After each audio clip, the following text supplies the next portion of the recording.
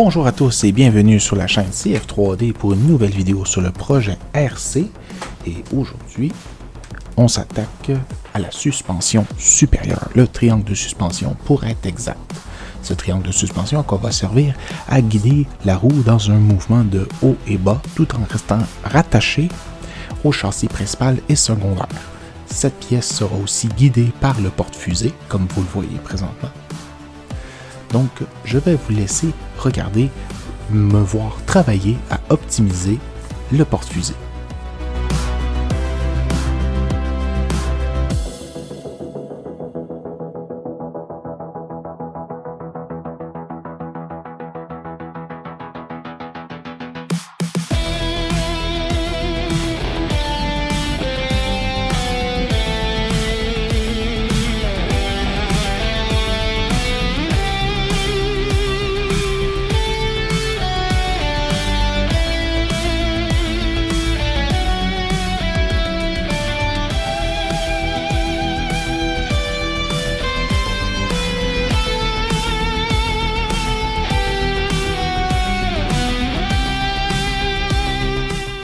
De plus, j'aimerais que vous participiez à un projet pendant que vous observez le porte-fusée.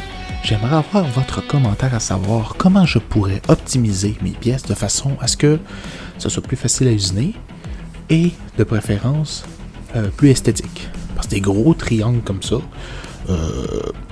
c'est prendre le sens du mot qui définit l'objet au pied de la lettre. C'est pas très esthétique.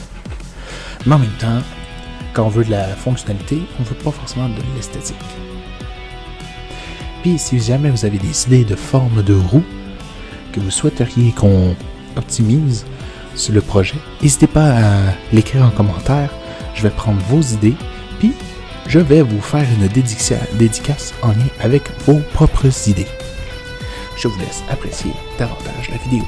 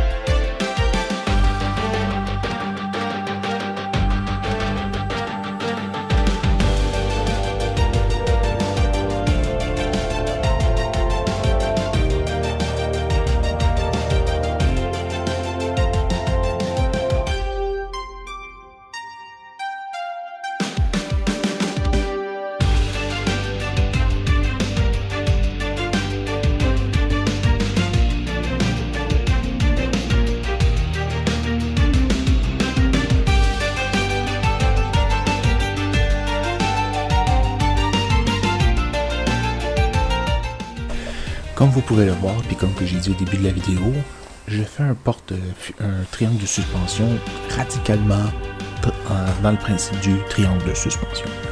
Éventuellement, plus tard, je vais ajouter tout ce qui est fixation, les points de contact, des trous percés, qui va permettre la jonction entre le porte-fusée et le triangle de suspension, c'est-à-dire des vis filetées, mais avec un embout fileté, pas intégralement fileté. Pourquoi? C'est que ces vis en question, il faut que j'aie de la force. Puis pour avoir de la force, rien de mieux qu'un bon tuyau pour travailler en cisaillement.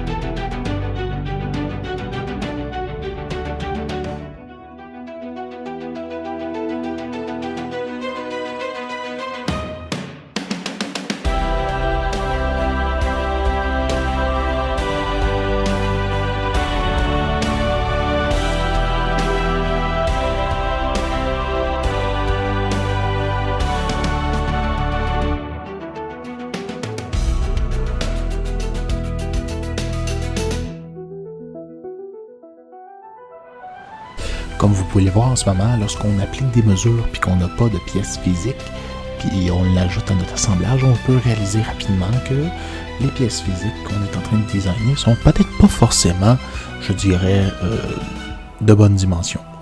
Parfois, il est préférable de l'ajouter à le montage puis de redimensionner à partir du montage.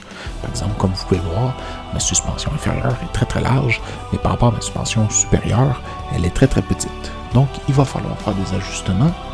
J'espère que cette vidéo vous a plu.